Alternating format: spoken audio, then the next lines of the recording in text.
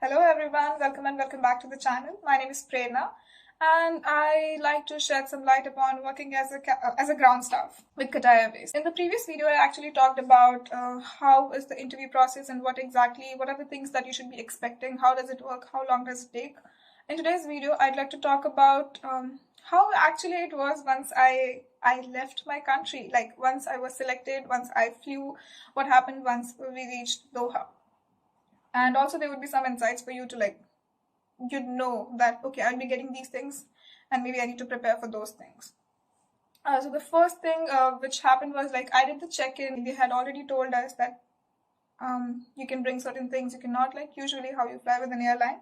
After clearing immigration, I was on the aisle seat and the guy sitting on the window seat was also a new joiner with me, and the guy on the middle seat was also a staff and he was traveling on a staff ticket. He had already been working with Qatar Airways for like a couple of years, so he was tired and exhausted, and the two of us, we were like really excited because we just joined, so we were so chatty and like we wanted to talk. But anyway, the flight was good, the food was good, after which we reached Doha airport and there was this very cute and very nice lady. She is from Al Maha, so she came to escort us. She took us to the lounge. This is the Al Maha lounge. It is at the arrival side of the airport, and as a staff you would only get this one single chance to be in the lounge. She told us that, so eat whatever you want to eat, drink. There was coffee, tea, there were other like breakfast items, all sorts of things, whatever you can get in a lounge. She was like, just take whatever it is, because as a staff this is the only time you're getting it. Otherwise you'll have to pay for it, or you'll be coming as a paying customer. Only that's the time you'll be able to access it. But we were all very nervous. It was not only like the two of us, but there was like this whole flight. In this whole flight we had around like 10 people coming from Mumbai. So you should know there are lots and lots of Indians if you're moving to Doha, from all over the country, from the north side, from the south side, from the center, and from the center. So we had lots of Indians and came from the same flight. After which she helped us filling some forms. There were certain forms to be filled, and then she took us out of the lounge and she told us that if we wanted to buy SIM, the mobile SIM, so definitely we needed SIMs to survive.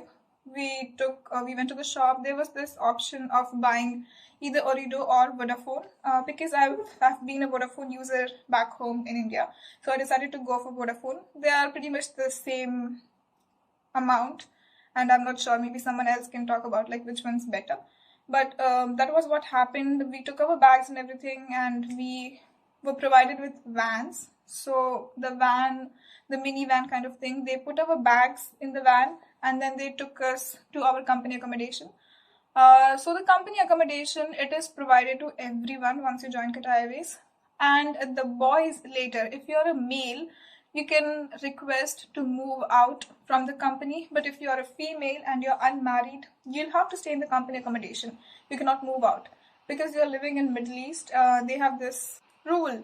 Qatar Airways has this rule. Not all the companies, but Qatar Airways has this rule that you have to stay in the company accommodation.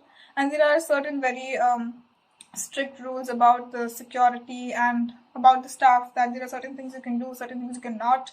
I'd like to talk about it as well. If you want me to discuss this, please let me know in the comment section. I would love to discuss how was the life inside the accommodation.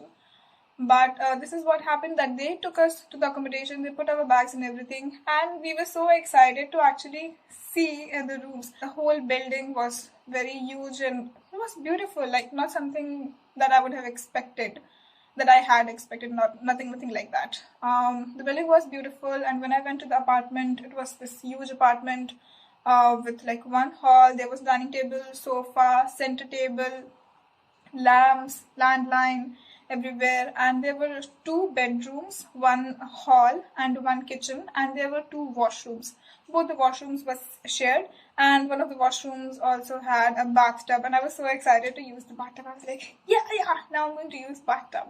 They will allocate the rooms, the flats on random basis, so you cannot actually request that okay, I want to be with like only with Indian people, or they don't have any such thing that only Indians will stay together or Sri Lankans will stay together.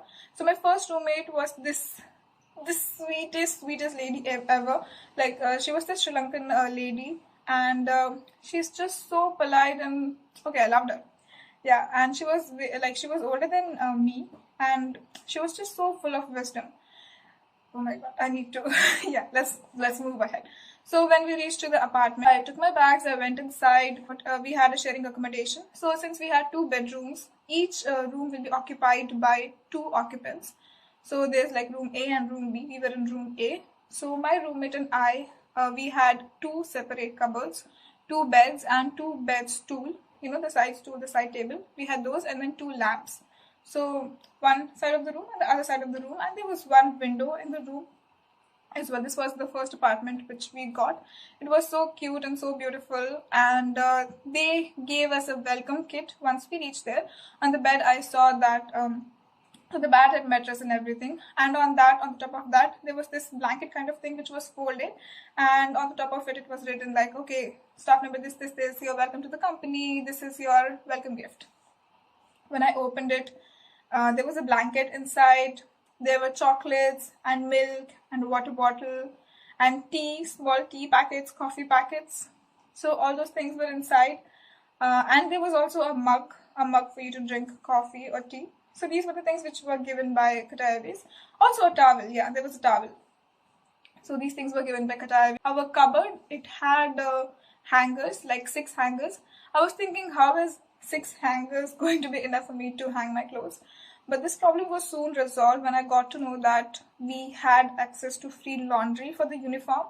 So whatever uniform we are wearing, we can always go and just give it to the laundry store which was near to us. They have some dedicated Qatar Airways laundry stores. So we would just go, give the uniform, and then they will hang it properly in the hangers, and you have to bring it back to your accommodation. So these hangers, they were just like, they were free. You can use them as many as you want. So I took a lot of those once I got my first uniform laundry, and I had a lot of hangers after.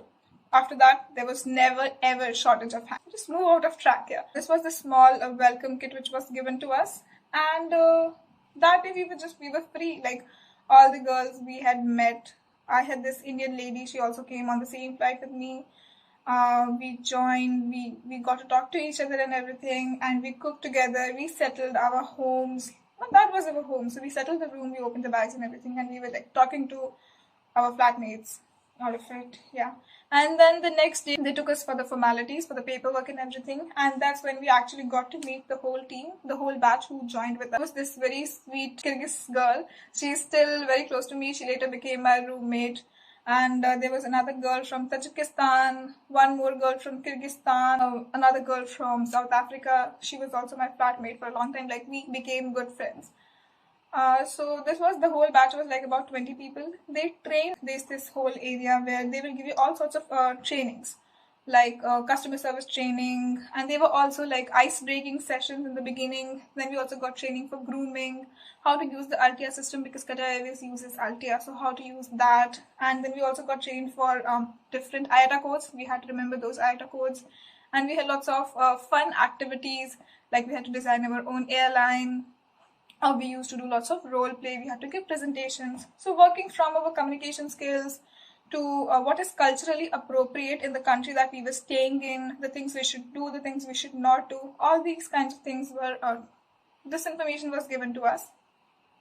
And it was so much fun for that 1 month. It was so good. After this 1 month of the training, we were sent to the airport, but we were still with our joining champions. So they used to teach us about the rules for the documents, how to check the visas, the passports, what are the fake documents, how to identify fake customers. Like, there are so many things, so many wild things happening at the airport. You ask me and I'll tell you. But you need to ask me. Yeah. So they would give us all the information. So this training, like at the airport, they would tell about it. Then they would take us to check-in counters, boarding gate, transfer desk, the hub control where actually all the back office things happen. So they would take us there and we had to stay 1 week at each location. So they would actually pair us with the old staff or those who are already experienced, they're working, so we can see how they're actually doing the work, how they're handling the customers. Because it all looks very easy, but when actually someone is coming and screaming at you, someone is not able to travel, someone's father died or son died and they have to travel, but maybe the documents are not right. there's a certain way to deal with these kind of situations. And just like if you're just being put there when you're really new, it could be intimidating and scary as well. And then they would allow us to do like normal check-in. If there's someone shadowing us, we were allowed to do that. Then we were sent to the gates, like all the different allocations, the transfer desk and the back office and all of it. With these 4 allocations, we completed another month. After this, we were asked which allocation we wanted to be. So we were lucky that they asked us, but it is not always the case, because they will also say like they can anytime they can change your allocation. Because when you signed up for the job, you did not say that I will only work at the gate, I will only work at the counter. Whatever, wherever they put you, you have to work there, because you are a customer service agent. So wherever you have been put, you have to smile, right? And then you have to do your job. That's it. It was kind of sad because the training was finished and all of us were so close to each other. We had become so close to each other. And then suddenly, like, the people were put apart. All the girls from my batch, they were sent to the counters and sent to the boarding gates, and I was at the counter. And I just felt like, oh my god, even though we lived in the same building, it's not like we were miles apart. But it just like, yeah, but it was, something has to end to start another thing. So yeah, then I moved to the counters and I made new friends over there. I got to talk to so many people. And if you're working in aviation, a very good question, a very good icebreaker could be, oh, so where are you planning to travel next? Like, even if you don't know someone, even if someone looks grumpy, but if they're working for an airline, they have definitely planned something up this month or the next month or the next month. There's something up their sleeve for sure. So you can talk to people. They will also tell you about things like, oh, you know, this country, this gives visa on arrival, or this country is cheap, or this country is good, whatever it is. Or you should definitely try that one, and you can go via for this one. So it was so much fun, and I also got to eat so many different kinds of food from all different nationalities. So after this, I started working at the counters, and it was fun. I gradually learned everything, and yeah, it was just fun. After 1 year, I moved to other allocations as well. Like, I started moving and I also got a promotion. So I became a senior customer service agent. From customer service agent, I got a promotion. For that, you have to apply online again if they have the vacancy, and you have to go for a written assessment. You have to pass that, and then you have to go for the interview. If you pass that, you will become a senior. That's the process over there. So all in all, I'd say it was fun, sweet, all the things were there. But definitely when I joined, it was just amazing. Like, once in a lifetime experience. I would never trade it for anything else. And yeah, I loved it. Yeah, it was so good. So yeah, do you have any questions? Do you want to ask me anything? Do ask me, because I love to answer. And I'd be so happy to answer your questions. If you enjoyed this video, please tell me something in the comment section. Did you like the video? Or maybe there's something that you want to change, or maybe you want to ask me something. Do that in the comment section, and please subscribe to the channel. I want YouTube to know that my channel exists. Please. So if you enjoyed the video,